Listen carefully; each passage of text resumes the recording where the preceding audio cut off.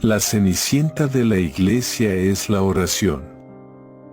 Es despreciada y desechada porque no se adorna con las joyas del intelectualismo, ni con las brillantes sedas de la filosofía, ni con la impresionante tiara de la psicología. Lleva los delantales de honesta sinceridad y humildad, y no teme arrodillarse. El defecto de la oración, humanamente hablando, es que no se apoya en la eficiencia mental. Esto no quiere decir que la oración sea la aliada de las mentes enfermas, simplemente, en este mundo solo se aprecia la eficiencia intelectual. Sin embargo, la oración requiere una sola cosa: espiritualidad. No se necesita indispensablemente espiritualidad para predicar. Esto es, para dar sermones con perfección homilética y exactitud de exégesis. Mediante una buena dosis de memoria, ciencia, ambición personal, desparpajo y una biblioteca bien cargada de libros, el púlpito puede ser conquistado por cualquiera. En nuestros días, la predicación de este tipo puede influenciar a los hombres, pero la oración influye en Dios. La predicación afecta al tiempo, la oración a la eternidad. El púlpito puede ser un escaparate para exhibir talentos, la oración significa lo contrario al exhibicionismo. La tragedia de estos últimos tiempos es que tenemos demasiados predicadores muertos en los púlpitos, dándose al pueblo. ¡Qué horror! Una extraña cosa he visto debajo del sol, que, aun en círculos fundamentalistas, se predica. Ahora bien, ¿qué es la unción?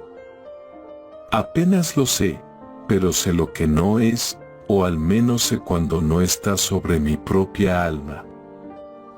Predicar sin unción mata, en lugar de dar vida. El predicador falto de unción es sabor de muerte para muerte. La palabra no se hace viva a menos que la unción divina esté sobre el predicador. Por lo tanto, predicador, sobre todas las cosas buscadas, busca unción. Hermanos, podríamos bien apañarnos siendo solamente medio intelectuales de la modernidad, si fuéramos doblemente espirituales. Predicar es un negocio espiritual. Un sermón nacido de la mente alcanza simplemente la mente, un sermón nacido en el corazón alcanza el corazón. Con la bendición de Dios, un predicador espiritual producirá gente espiritual. Sin embargo, la unción no es como una paloma que bate sus alas contra los cristales para entrar en el alma del predicador. Tiene que ser perseguida y alcanzada. La unción no puede ser aprendida como un arte, debe ser ganada y conseguida por oración. La unción es la medalla divina concedida al predicador que, como soldado, ha luchado en oración y obtenido la victoria. La victoria no se obtiene en el púlpito disparando descargas intelectuales, sino en el retiro de la oración. Es una batalla ganada o perdida antes de que el predicador pise el púlpito. La unción es como dinamita, no viene por las manos del obispo, ni queda disipada cuando el predicador es puesto en prisión. La unción penetra y derrite, endulza y ablanda. Cuando el martillo de la lógica y el fuego del humano celo fracasan en abrir los corazones, la unción no consigue. ¿Cuánta fiebre de construir iglesias existe actualmente? Sin embargo, sin predicadores ungidos, estas alturas no se verán nunca rodeadas de ansiosos penitentes. Suponte que tuviésemos buques pesqueros con el mayor confort, el más moderno equipo de radar, instalación eléctrica y aparejos de pesca mecánicos, pero los viéramos salir a alta mar y volver mes tras mes con bodegas vacías. ¿Qué excusa daríamos para su esterilidad? Sin embargo, millares de iglesias ven sus altares y hasta sus bancos vacíos semana tras semana, año tras año, y cubren su estéril situación mal aplicando el versículo, mi palabra no volverá a mí vacía. Digamos de paso que este parece ser uno de los pocos textos que los dispensacionalistas olvidan que fue escrito para los judíos.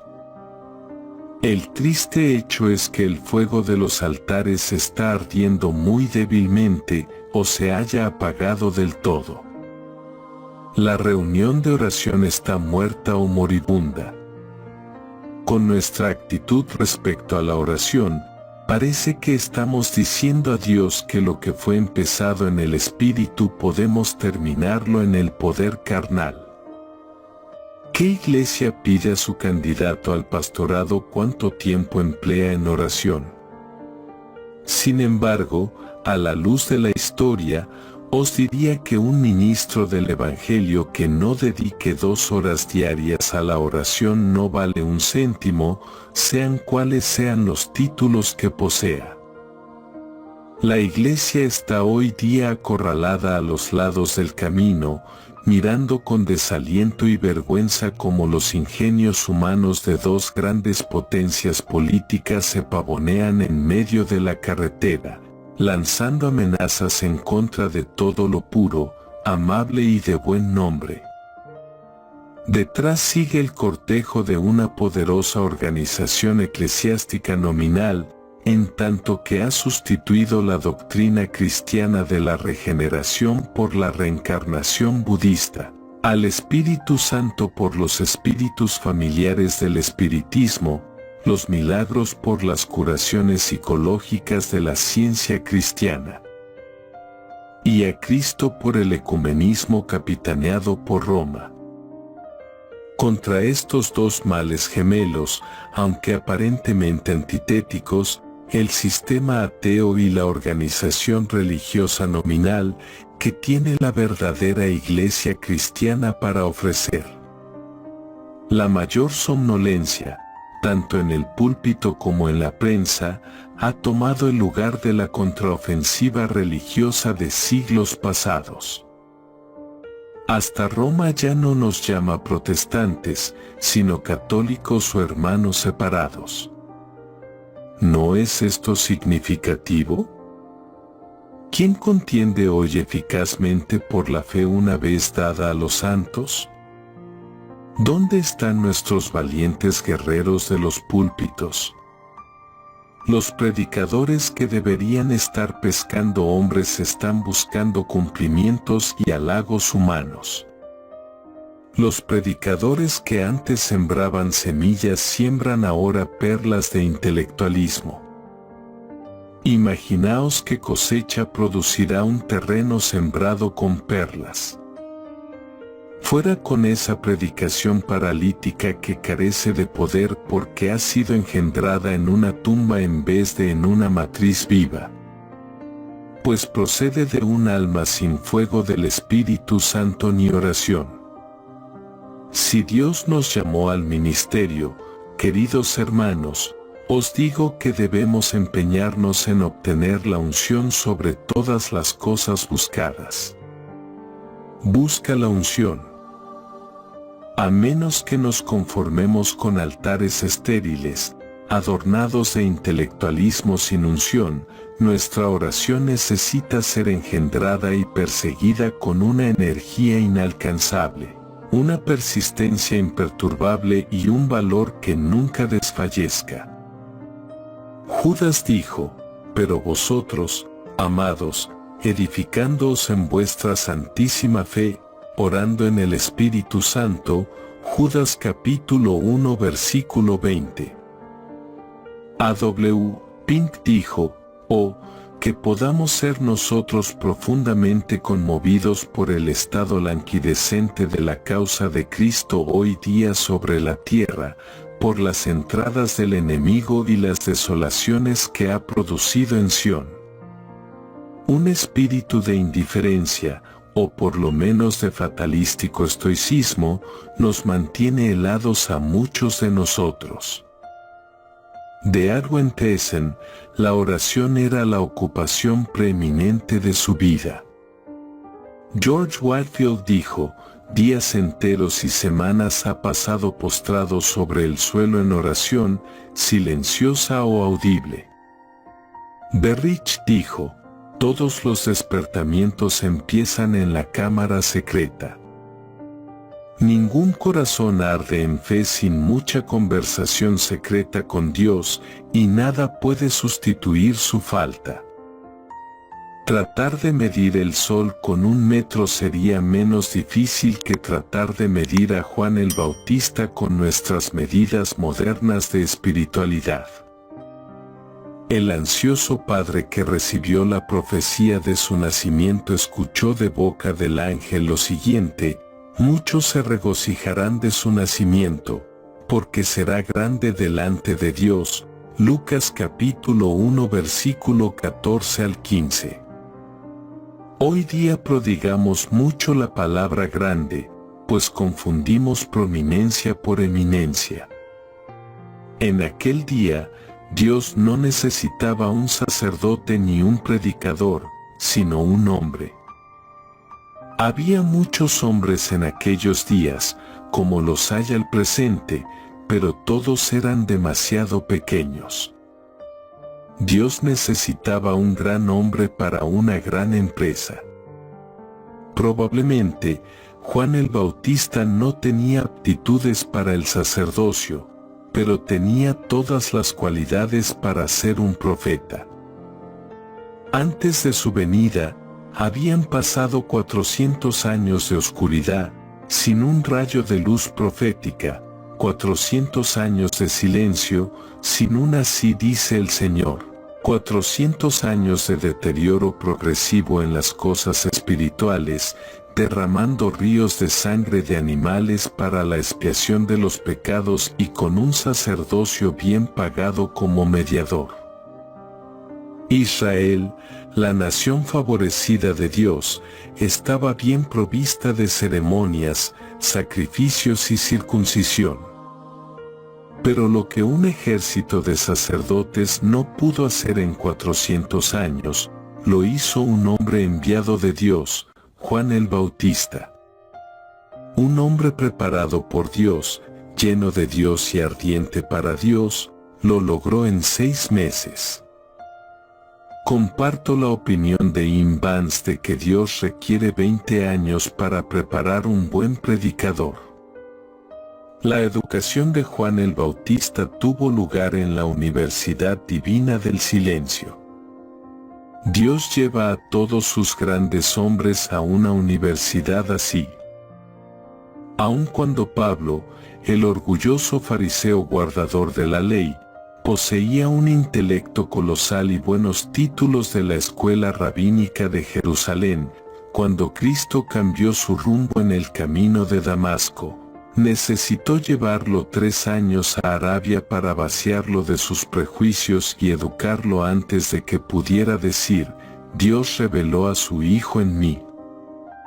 Dios puede llenar en un momento lo que tarda años en vaciarse.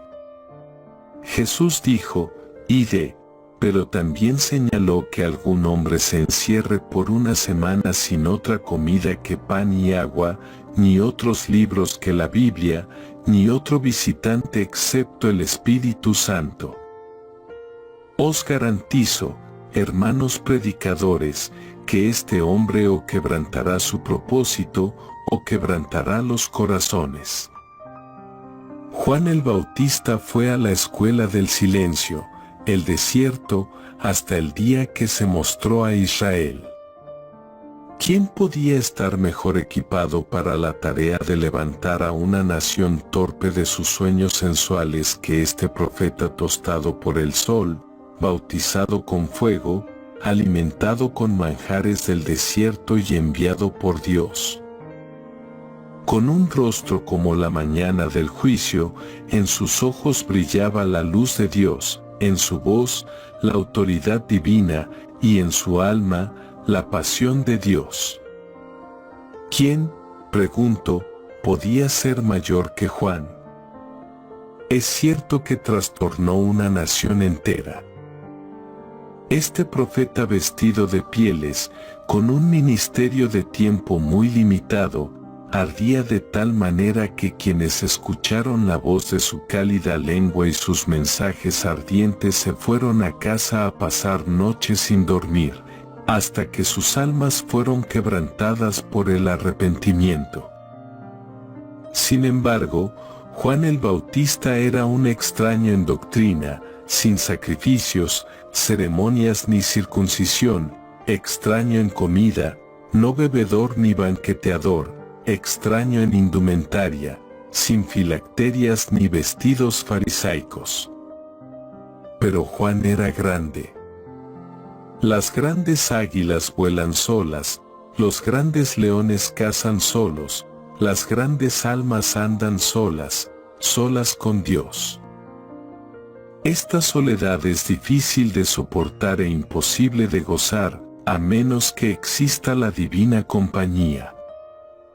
Verdaderamente, Juan llegó al grado de grandeza.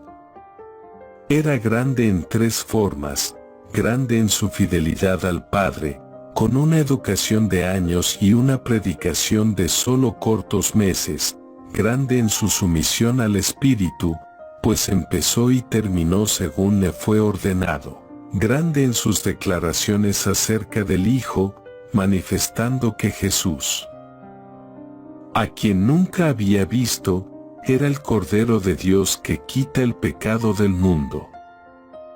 Juan era una voz, la mayoría de los predicadores son solamente ecos.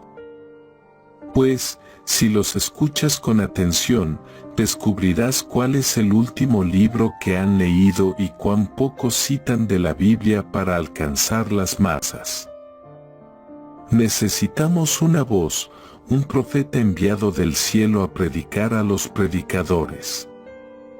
Se necesitan hombres quebrantados para quebrantar a los hombres. Hermanos, nosotros tenemos equipo, pero no dotación; conmoción, pero no creación; acción, pero no unción; ruido, pero no despertamiento. Somos dogmáticos, pero no dinámicos. Hermanos, solamente tenemos una misión: salvar almas. Sin embargo, estas perecen. Piénsenlo, predicadores, la gente va por millones al fuego del infierno porque nosotros hemos perdido el fuego del Espíritu Santo. Decir que el pecado de hoy día no tiene paralelo no es cierto.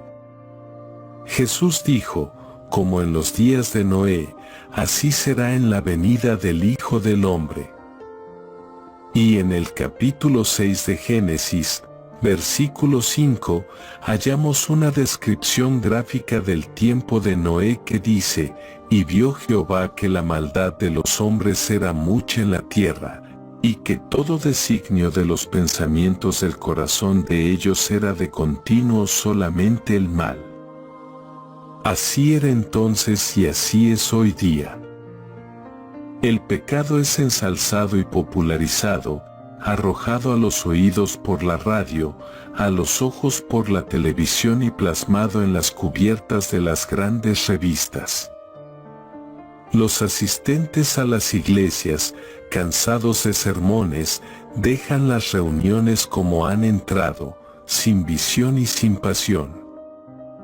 Oh Dios, da a esta generación que perece 10,000 Juanes Bautistas para arrancar los vendajes puestos sobre nuestros pecados nacionales e internacionales por políticos y moralistas.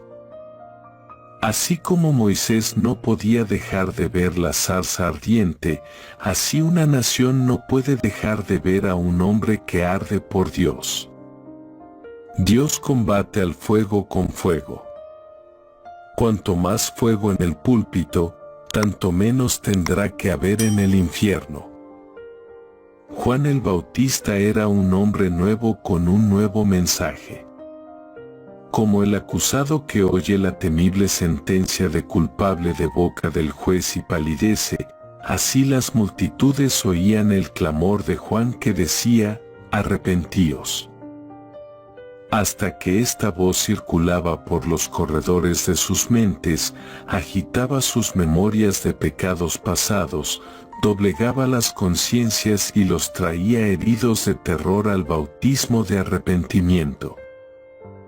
Después de Pentecostés, el discurso de Pedro, lleno del Espíritu recién recibido, conmovió a las multitudes hasta que clamaron como un solo hombre: varones hermanos, ¿qué haremos? Las dos mayores fuerzas de la naturaleza son el fuego y el viento, y estos dos se unieron el día de Pentecostés. Así como fuego y viento, aquella bendita compañía del aposento alto fue irresistible, incontrolable, inesperada. Su fuego apagó la violencia de otro fuego, el fuego del infierno, encendió fuego misionero, hogueras espirituales en Europa, Asia y África, e inició por todas partes fuegos de despertamiento. Hace casi 200 años, Carlos Wesley cantó lo siguiente: oh, que en mí la sagrada llama pueda empezar a brillar, quemando la escoria de los bajos deseos y haciéndolas flotar. Un automóvil nunca se moverá hasta que esté encendida la chispa de su ignición. Así, algunos hombres nunca se mueven porque lo tienen todo, excepto el fuego. Como Wesley, yo creo ahora en la necesidad del arrepentimiento del creyente.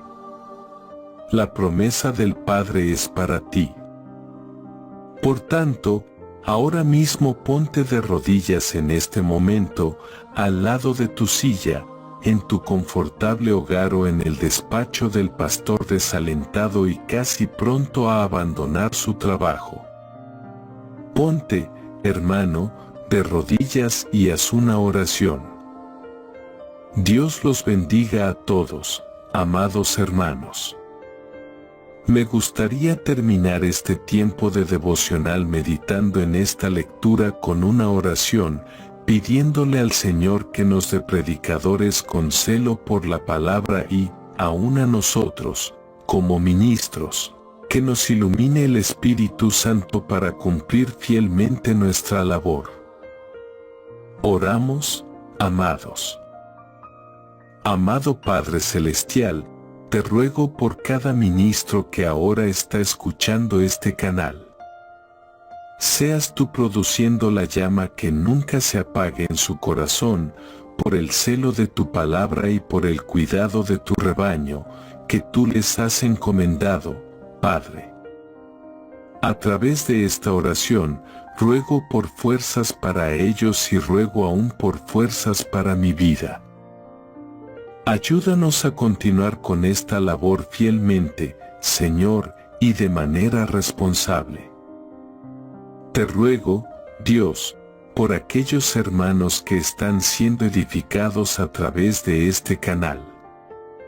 Seas tú también, oh Dios, supliendo sus necesidades, especialmente su necesidad más básica, que es conocerte y amarte por encima de todas las cosas. Ruego, Señor, que este material sea difundido a través de esta plataforma para muchas personas y que muchos más creyentes puedan comprender la gran necesidad que tiene la Iglesia por predicadores que aman tu palabra, que aman tu persona y que aman tu obra. Gracias, oh Dios, por este tiempo de meditación. Te pido, Señor, que guardes esta enseñanza en nuestros corazones. En el nombre del Señor Jesucristo. Amén.